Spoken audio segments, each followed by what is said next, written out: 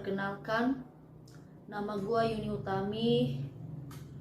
Gue mantan Polwan Polda Sulawesi Tengah. Gue Polwan angkatan 2008 dan gue dipecat pada tahun 2014. Pasti kalian bertanya-tanya setelah gue bukan Polwan lagi, gue kerja apa sih? Nah, jadi setelah gue dipecat dari institusi Polri pada tahun 2014, dari tahun 2015 sampai tahun 2021, gue bekerja dengan orang Cina di Karawang. Jujur li, gue pertama bekerja dengan orang Cina itu ya, gue masih punya satu harapan gue bisa kembali sukses lagi. Tapi ternyata gue salah. Keputusan yang gue ambil itu salah. Keputusan gue dimana gue mau bekerja dengan orang Cina itu, gue pikir keputusan yang terbaik buat gue. Ternyata gue salah. Justru keputusan gue bekerja dengan orang Cina membuat hidup gue seperti sekarang ini. Gue benar-benar menderita. Gue benar-benar berada di titik terendah dalam hidup gue. Bukan cuma sampai di sini aja, gue akan menceritakan ke kalian bagaimana perjuangan gue dari awal. Gue berjuang agar kaki gue bisa dioperasi itu gak mudah, banyak banget rintangan yang harus gue hadapi. Awal mula perjuangan gue untuk bisa operasi kaki gue itu dimulai pada tahun 2022. Gue menggunakan BPJS dan gue hanya BPJS kelas 3. Gue pertama berjuang di Palu karena gue berasal dari Palu, Sulawesi Tengah. Pertama kali gue ke puskesmas, dari puskesmas merujuk gue ke rumah sakit Bayangkara Polda Sulawesi Tengah. Dan setelah di rumah sakit Bayangkara, gue dirujuk lagi ke rumah sakit Anutapura Palu dengan alasan di rumah sakit Bayangkara itu nggak ada dokter spesialis ortopedi. Nah, oke, gue ke rumah sakit Anutapura Palu. Tetapi setelah gue dilakukan pemeriksaan, ternyata rumah sakit Anutapura Palu tetap nggak bisa operasi kaki gua dengan alasan alatnya nggak memadai untuk melakukan operasi kaki gua. Jadi dari rumah sakit Anutapura Palu, gua dirujuk lagi ke rumah sakit Undata Palu. Dan rumah sakit Undata Palu ini rumah sakit ketiga yang gua datangi untuk operasi kaki gua. Jujur li, gua optimis di rumah sakit Undata Palu kaki gue bisa dioperasi. Gue udah di ronsen, udah ditentukan jadwal nama gue. Tetapi setelah ditentukan jadwal nama gue, tiba-tiba pihak rumah sakit Undata Palu memberitahukan kalau operasi kaki gue ini operasi besar dan ada alat yang gak ada di rumah sakit Undata Palu dan hanya ada di rumah sakit Wahidin Makassar. Jadi pihak rumah sakit Undata Palu merujuk gua ke rumah sakit Wahidin Makassar. Dan rumah sakit Wahidin Makassar ini rumah sakit keempat yang gua datangin agar kaki gua bisa dioperasi. Ya mau gak mau gua harus ke rumah sakit Wahidin Makassar. Nah, singkat cerita, pada bulan Agustus 2023, gue sampai di rumah sakit Wahidin Makassar. Awalnya gue optimis lagi, ini karena ini udah rumah sakit keempat yang gue datangin untuk operasi kaki gue. Gue udah diperiksa, kaki gue udah di ronsen. Nah, itu gue bolak-balik poli ortopedi rumah sakit Wahidin Makassar itu 3 bulan. Gua bolak-balik poli ortopedi rumah sakit Wahidin. Singkat cerita, setelah 3 bulan gua bolak-balik poli ortopedi rumah sakit Wahidin Makassar, udah dijadwalkan nih untuk operasi gua. Jadi gua dijadwalkan operasinya itu pada tanggal 3 November 2023. Jadi pada tanggal 2 November gua di opnam di Rumah Sakit Wahidin Makassar. Gue pikir ya, kalau udah di opname itu ya nggak ada alasan lagi, ya pasti kaki gue bisa dioperasi. Itu ekspektasi gue ya, setelah dokter memberitahukan kalau gue udah di opnam, udah ada tanggal operasi, itu nggak ada alasan lagi untuk pembatalan operasi. Tapi kenyataannya ada lagi masalah, dikarenakan gue nggak ada keluarga, nggak ada siapapun yang dampingin gue pada saat gue di opnam di rumah sakit. Jadi pihak Rumah Sakit Wahidin Makassar memberitahukan kalau operasi tidak bisa dilaksanakan, operasi batal, dikarenakan syarat untuk dilakukan operasi, pasien harus ada keluarga atau ada wali yang dampingin pada saat operasi. Wow. Padahal pada saat gua bolak-balik poli ortopedi selama 3 bulan nggak ada edukasi kayak gitu. Padahal dari awal gue udah memberitahukan gue gak ada keluarga, gue gak ada siapa-siapa di Makassar. Gimana, bisa nggak? Apa jadi masalah nggak pada saat operasi? Pada saat di poli nggak ada diberitahukan itu jadi masalah. Pada saat gue di opname baru pihak Rumah Sakit Wahidin Makassar memberitahukan kalau operasi nggak bisa dilaksanakan tanpa keluarga atau wali yang dampingi gue pada saat operasi.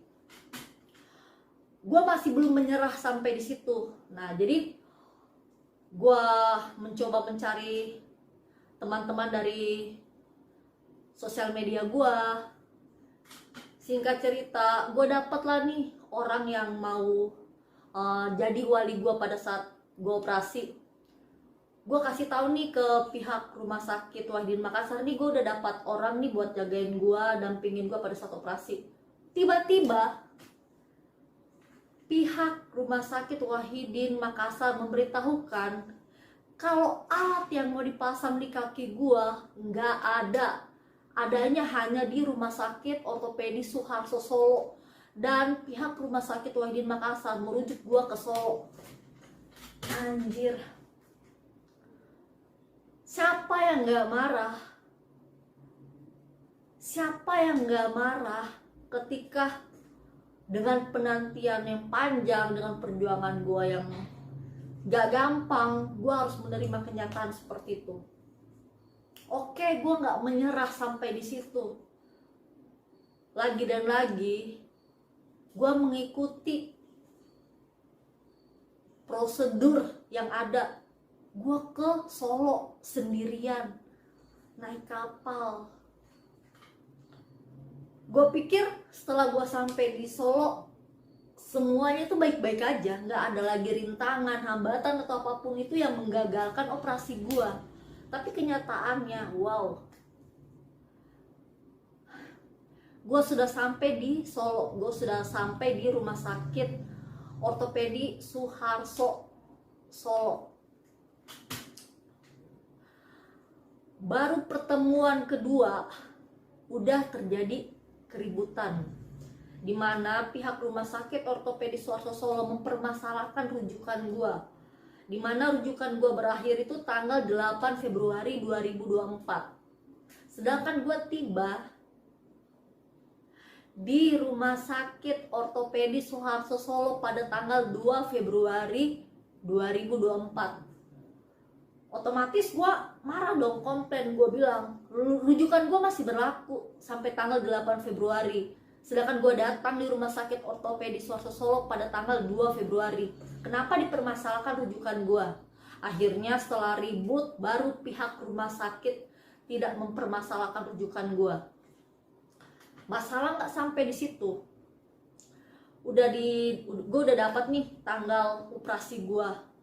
Jadi jadwal operasi gue itu pada tanggal 24 Februari 2024. Tetapi gue mulai opnam itu pada tanggal 23 Februari 2024. Jadi gue operasi pada tanggal 24 Februari 2024 ya.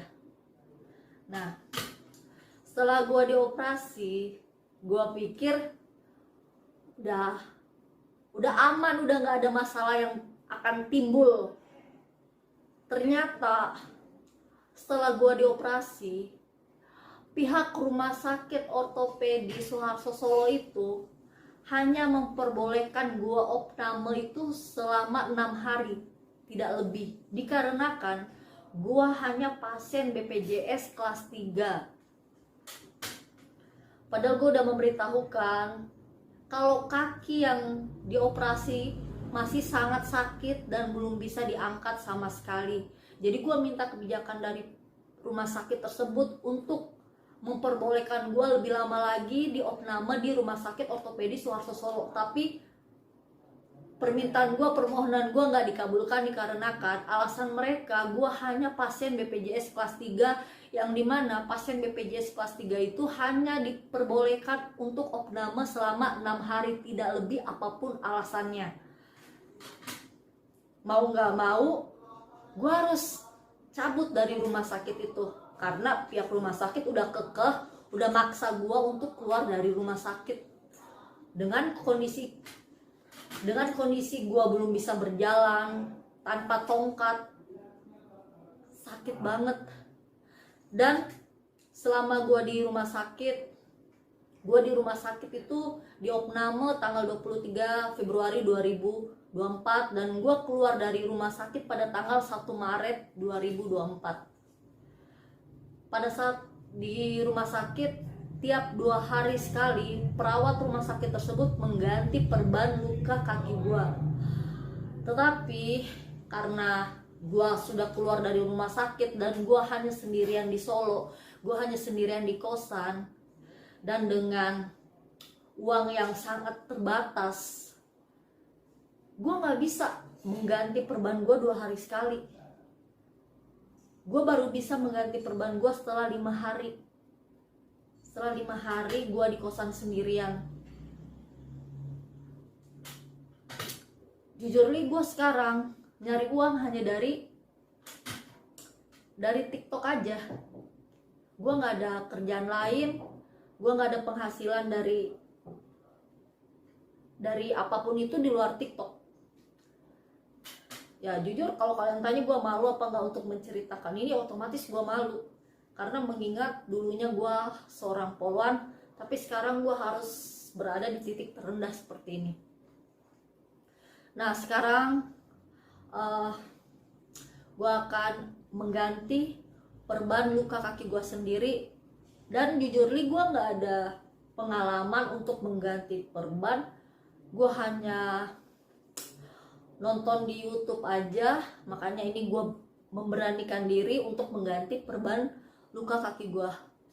Oke, kalau kalian pengen lihat, gue akan. Itu gue beli harganya 65.000. Nah, yang kedua, ini ada kasa steril. Kasa steril harganya satu box 5.500.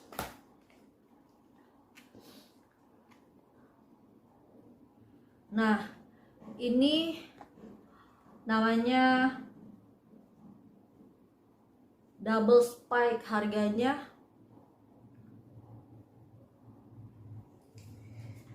sorry guys, bukan. Kalau ini harganya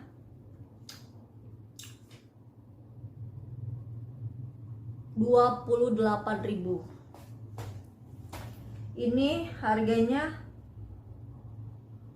101.000. Dan yang terakhir ini namanya Tensock Crab atau perban coklat, harganya 108.500. Oh, satu lagi ini NaCl, harganya 10.000. Oke guys, kita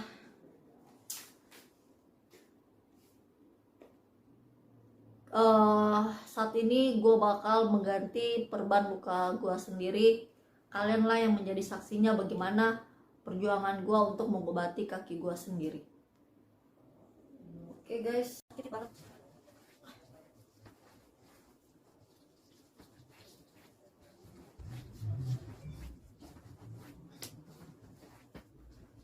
Dan beginilah kondisi kaki gua. Dan gua harus membuka kasa yang ada di kaki gua ini, guys. Sebelumnya gua akan membuka kasa ini.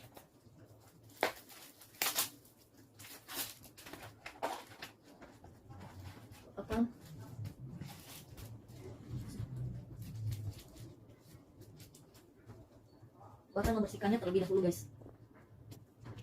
Oke, sekarang gua akan membersihkannya terlebih dahulu memakai NaCl, guys.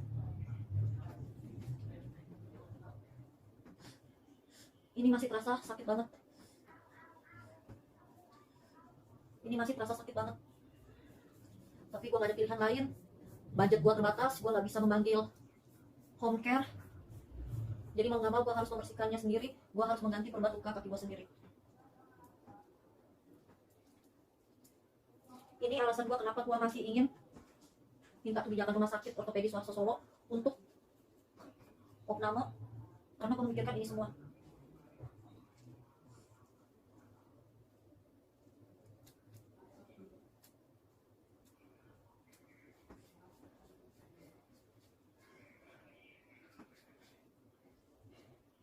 Ini masih terasa sakit banget.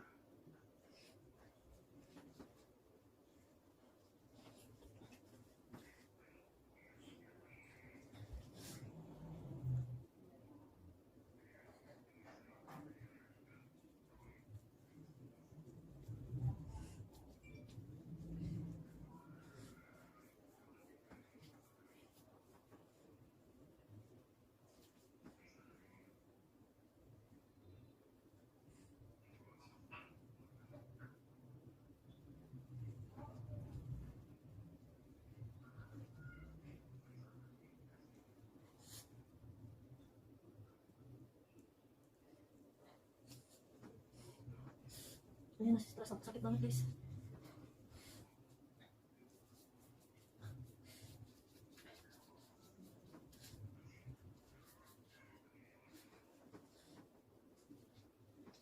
Ini gue baru membuka perkat-perkatnya aja, guys. Gue baru membuka perkat-perkatnya aja udah sakit banget.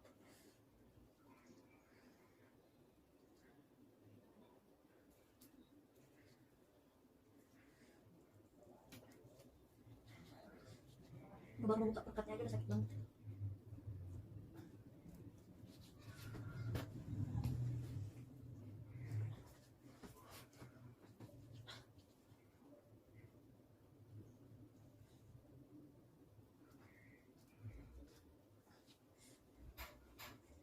Ini terasa sakit banget, guys.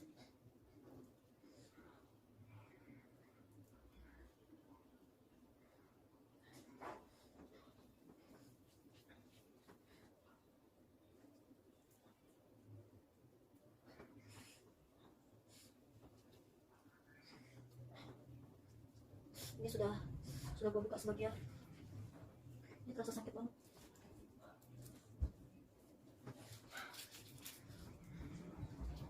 Gue mengganti kasa yang baru karena kasa yang sebelumnya sudah kotor.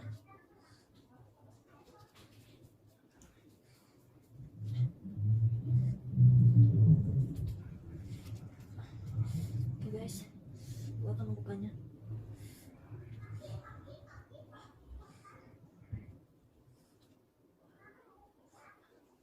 Dan beginilah kondisi kaki gua yang dioperasi.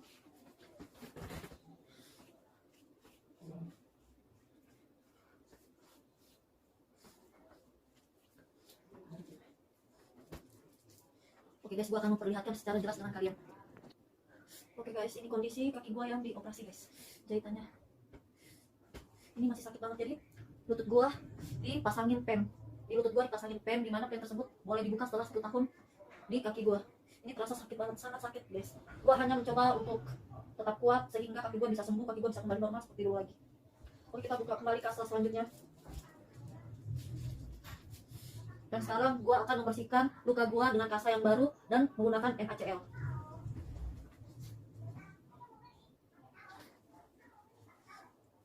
Gua berharap luka kaki gua yang dioperasinya akan baik-baik saja dan cepat sembuh.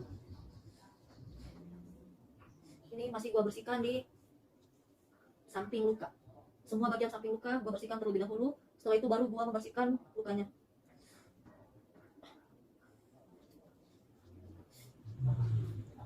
Ini masih sangat terasa sakit, guys.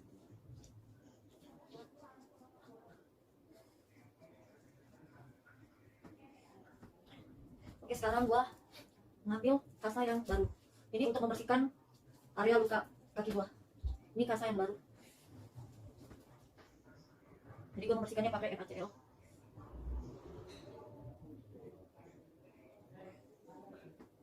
Ini terasa sakit banget.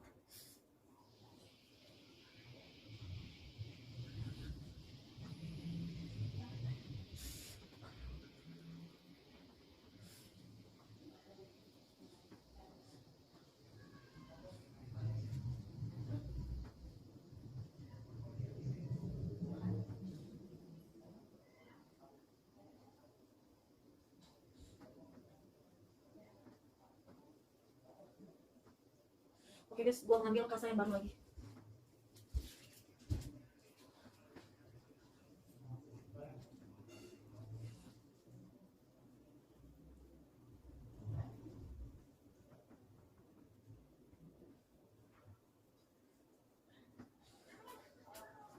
Oke, sekarang gua akan menempelkan kasa di kaki gua.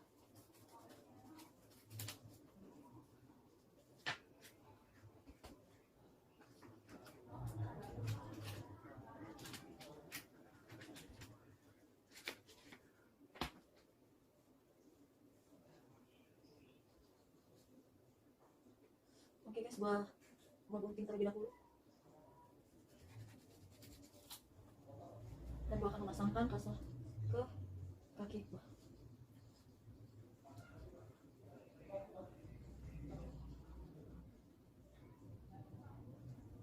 Oke. Sekarang gua akan memasangkan untuk bagian bawah kaki gua.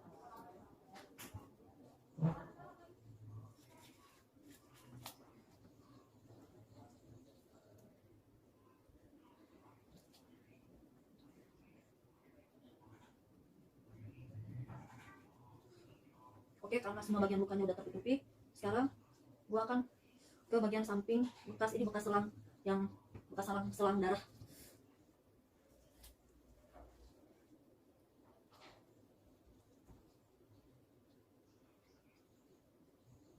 Oke, ini bekas selang darah. Oke, karena semua bagian luka jahitan sudah tertutupi, sekarang waktunya untuk menempelkan kasa steril. Ini yang baru ditempelkan di bagian luka. Tempelkan di bagian luka seperti ini.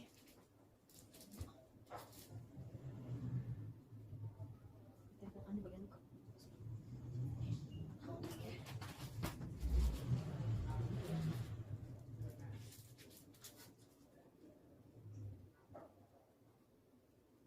Tempelkan di bagian luka seperti ini. Dan ini untuk di bagian luka yang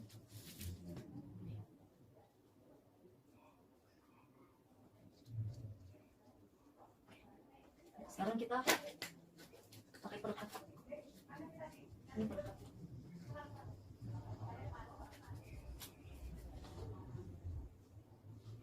Kita akan merekatkan.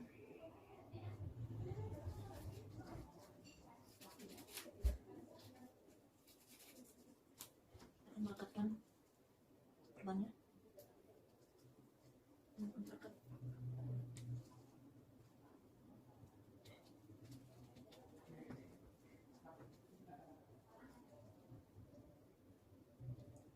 Ya, gue berharap semoga luka kaki gue baik-baik aja, walaupun gue harus melakukan mengganti perbannya sendirian.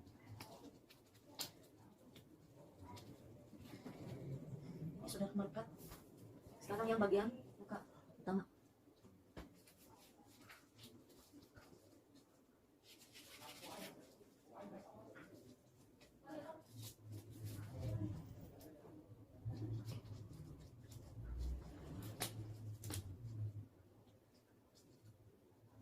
Gue akan mengganti, merekatkan.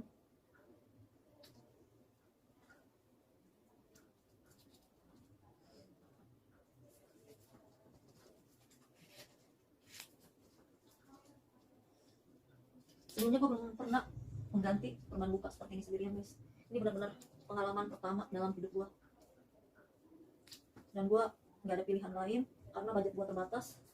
Gue nggak mampu manggil home care, jadi mau nggak mau gue harus mengganti perban luka gue sendirian.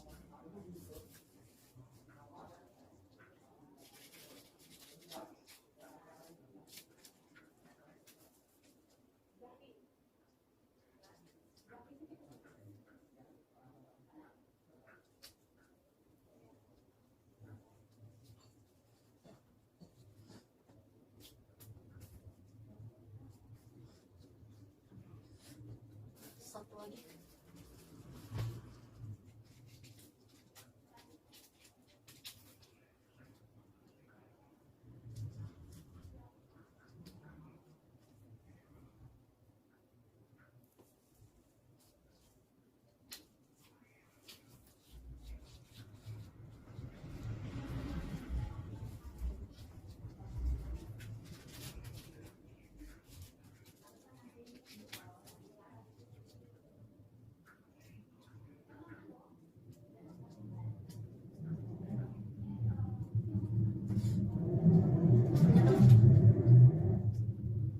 Gak gampang.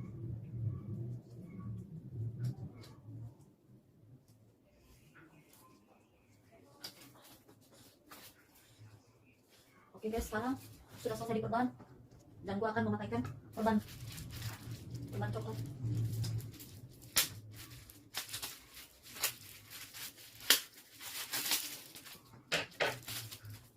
Gue akan memakaikan perban coklat. Ini gua nekuk kayak gini aja untuk mengangkat kaki mas, masih terasa sakit banget. Masih terasa sakit banget guys.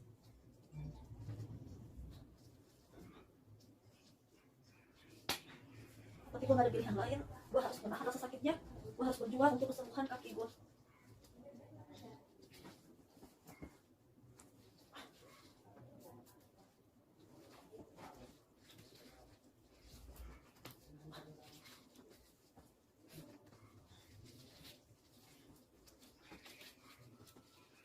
Kaki gue sampai hari ini belum bisa untuk ditekuk. Oke, sekarang saatnya di klik.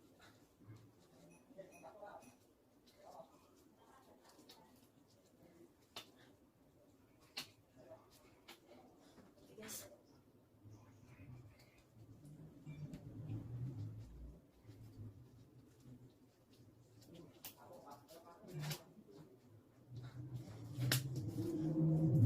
Satu lagi.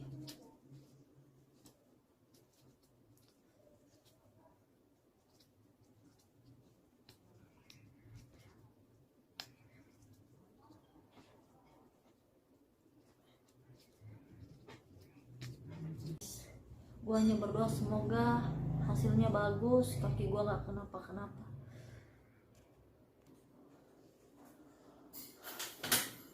Oke guys, sekali lagi terima kasih banyak untuk kalian semua yang selama ini selalu support Expo One Viral, selalu mendoakan kaki gue supaya bisa sembuh. Gue benar-benar berterima kasih banget buat kalian semua yang sudah subscribe channel YouTube gua. Terima kasih banyak teman-teman. Gue cuma mohon kepada kalian, jangan pernah tinggalkan gua.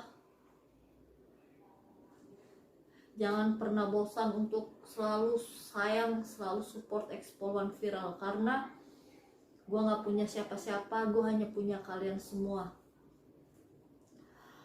Ya, gue berharap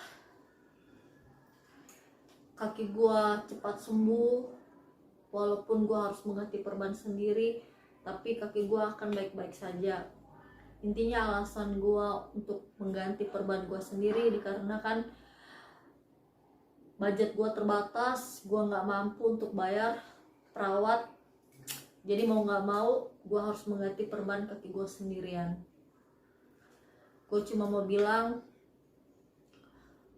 penyesalan terbesar dalam hidup gua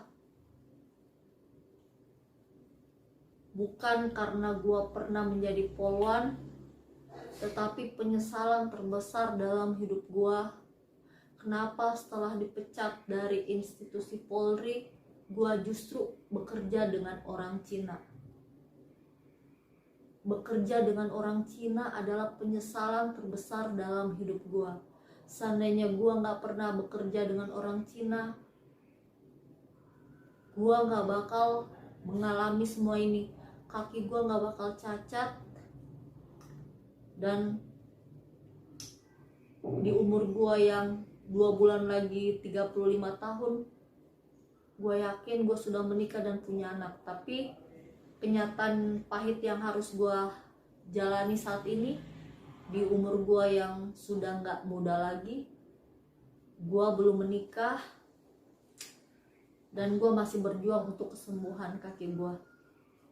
Sekali lagi terima kasih banyak untuk kalian semua teman-teman yang selalu support Expoluan Viral.